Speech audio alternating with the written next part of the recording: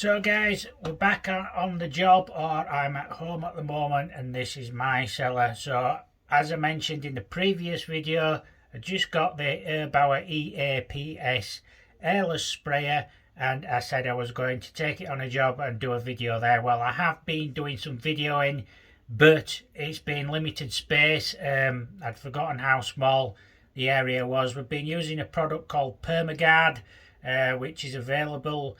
I'll put a link down in the bottom. We're not being sponsored or anything by Permagard. This is like a damp proofing solution that you can paint onto walls, for such as what we're using it for today. So suppose you can use it in like tanking applications. Now this is a water-based product. I've used something similar before, but it was only available in black, and it was called Aquaproof, which is water-based bitumen. But this isn't a bitumen-based product. It is something else in itself. It's available as a resin as well. So obviously there's various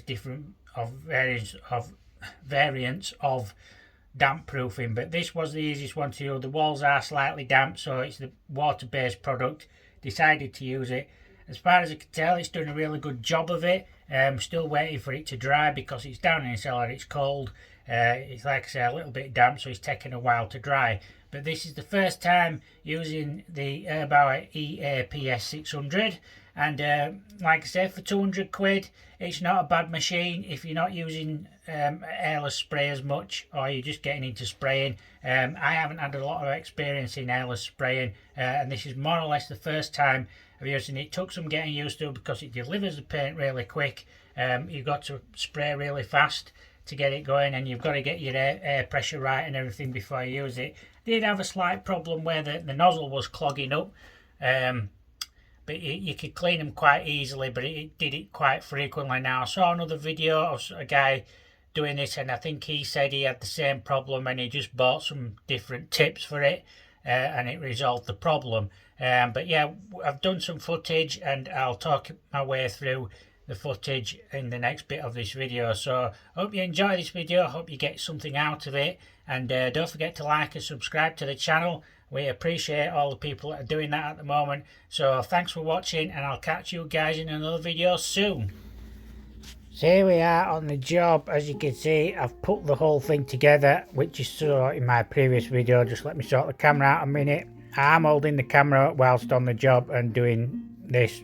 So this is the bucket I'm using. It is a fence painting bucket, and it had fence paint in it. All I do is clean them out. I do this with a lot of the buckets that have painting products in, because they come in handy for doing things like this with. Ideal for carrying the water, etc, etc. Now, to prime this up, what you need to do is get it into your prepared paint. So this has been thinned down by about 10 or 15%. Just going to bring it in a bit closer and swap the buckets around. So that's what you do, is you put the wide hose in, and then the thinner hose into your waste bucket to the left hand side there. That's that fence painting bucket. Once you've done that, make sure it's into the bottom all the way, and again the pipe is nearer to the bottom. I've turned this up to max, and I've put the lever facing downwards. This is the prime mode, and then all we do is switch it on. There's a switch down here at the left hand side. Once you switched it on, you'll see it start pumping the paint through. Now we've already had some paint through this, so you can't exactly see it much at the moment. You can see it starts coming through the smaller tube. This is getting rid of any airlocks or anything, so make sure that there's no airlocks in it once it gets into the actual pump. Once you're satisfied you've got the airlocks out, you turn the lever up. This is now in spray mode. It will run for a few seconds and then stop. Don't panic, it's supposed to do that. Then all you need to do is get your gun. Now, if you're using this for the first time, it will take a while for the paint to come up the hose. There's 9 meters for it to travel in, and you will notice that the tip has an arrow on it pointing towards the wall. That is the direction of the spray.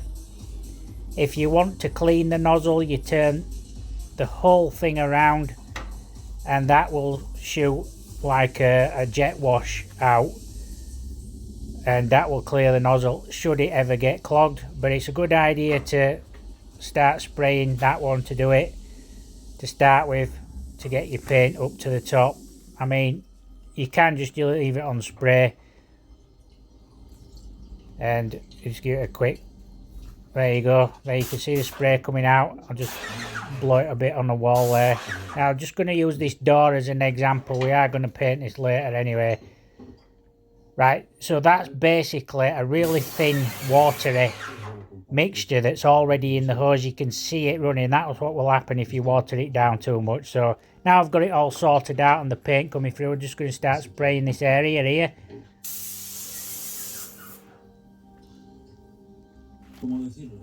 So we'll go up and down, and you have to get at least 50% overlap when you're spraying. So this is the other bit of the area. Now I'm going across. Once you've gone up and down, then you need to go from side to side once the paint's dry, or just follow the instructions on the paint. For some paints that say paint after an hour or so, and it can still be wet. There you can see it's doing a really good job of spraying there. It's clogged up a little bit there again. Like I say, I was having problems with that. Now this bit, I've plastered the ceiling previously, plasterboarded it and plastered it, and what I've done here is I've sprayed that with some emulsion paint, matte emulsion, thinned it down and then given it a couple of coats. I've also done the walls here. This is again has been done in masonry paint because it's not at the lower ground level, and it's just to tidy the cellar up. But there you can see it's drying out all right, and this is basically storage for the people as well. They keep the food, not perishable food, but like cans of Coke and things like that down in the cellar. So there you go. It's the Erbauer EAPS600.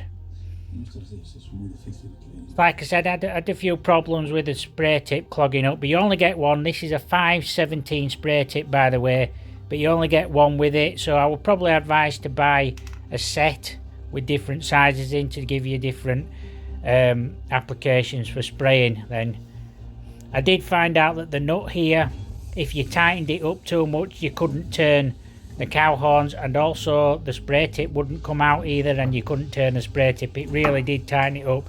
So if you are going to move it or remove the spray tip, you need to undo the nut first.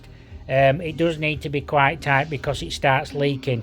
I did find out that the spanners that they provided with this don't actually fit on the nut unless you slide it to the right, to the back of the nut there. It does fit there, but it doesn't fit at this end for some reason. It's just slightly too big, but they're not really proper spanners anyway, so you might be better off getting some right size spanners. It does come with a filter in the handle, and to get to that, all you need to do is remove the guard there. It just literally unclips from the bottom, and then all you need to do is twist the handle to the left, holding the top part of the gun obviously, and you should be able to get to the so the filter's in the handle, like I said. So I hope you enjoyed this video, and don't forget to like and subscribe to the channel. I hope you got something good out of it. So thanks for watching once again. Thank you.